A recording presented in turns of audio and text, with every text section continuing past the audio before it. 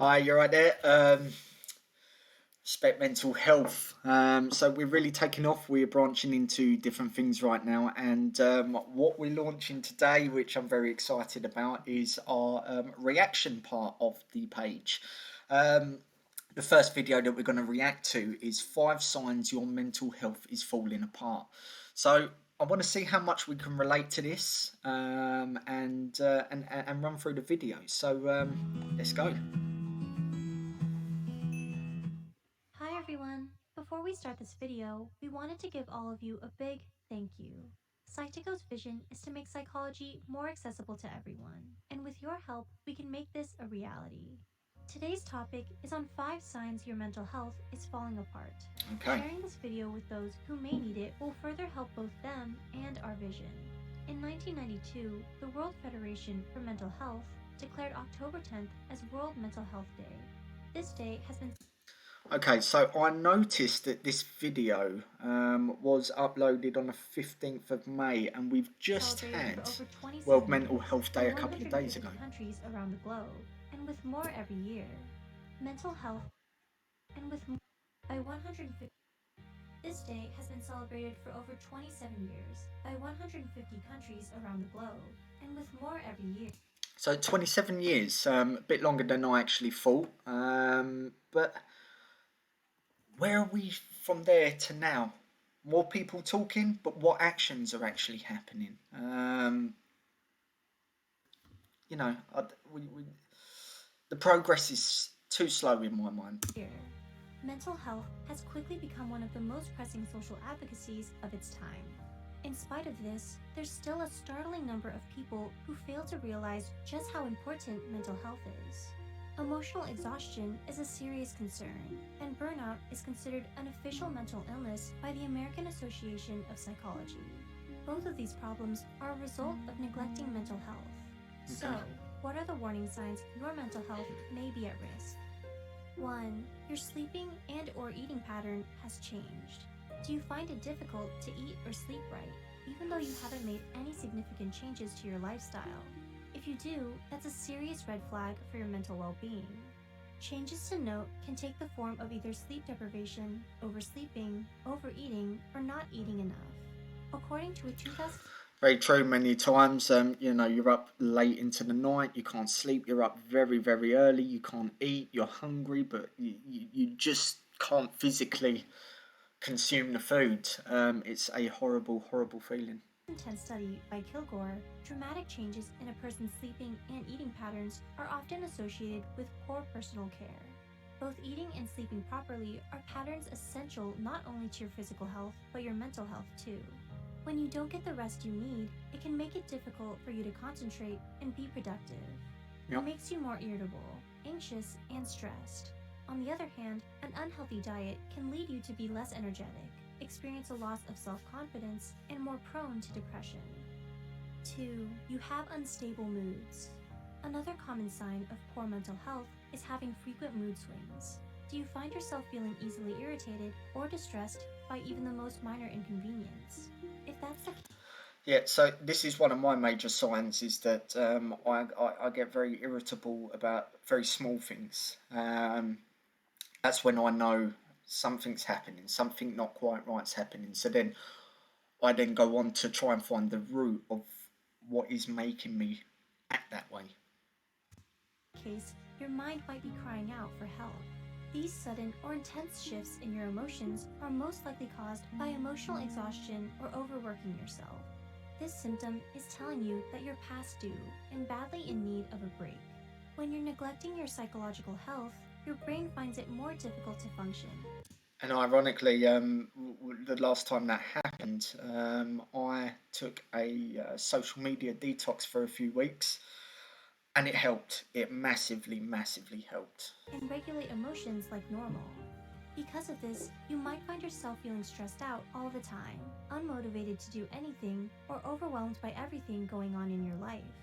In Yep. extreme cases, some people experience anxiety or panic attacks from not being able to cope with emotional stress. It's Very relatable. Also, last year, up until the beginning of this year, I was suffering panic attacks, going off into secret so no one could see me have a panic attack. But I got caught at work having one. I say caught. It wasn't like I was doing anything bad, but I didn't want people to know, and my boss took me straight up to the hospital. 3. You feel disconnected from everything. Do you find yourself isolating from people you're normally very close to?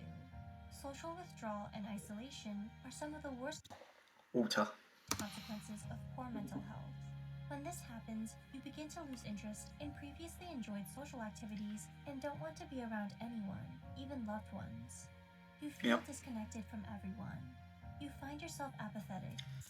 The amount of times that my mum's put me on the missing list, or any of my family members really, and even friends where they haven't been able to get hold of me. Curtains stay drawn.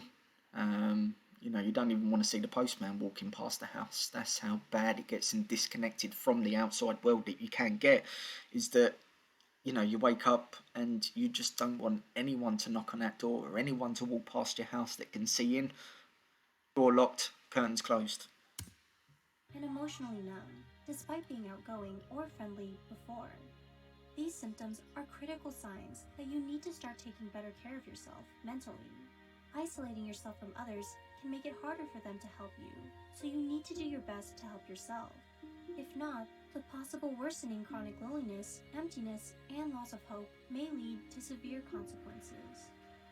4. You feel down most of the time. Have you been experiencing frequent or prolonged depressive moods? Do you find it hard to feel any sort of pleasure anymore, even from things that used to make you happy? This is a cause for concern when it comes to your mental health. Aside Sometimes we kind of overlook things because with mental health it can be a bit of a roller coaster sometimes, and you can think that you're going down, down, down, and you can bring yourself back up and and continue to keep a good level head on you. But sometimes these moods can go on for long periods of time. You can't shake it off, until you get to that root again. And I'm going to go back to that, the root of the problem. That's key to finding out what is affecting your mental health. But when it goes on for so long, it becomes a massive cause for concern. from being moody and irritable, most of the time, people whose mental health is hanging on by a thread will seem disinterested, unmotivated, and exhausted. 5.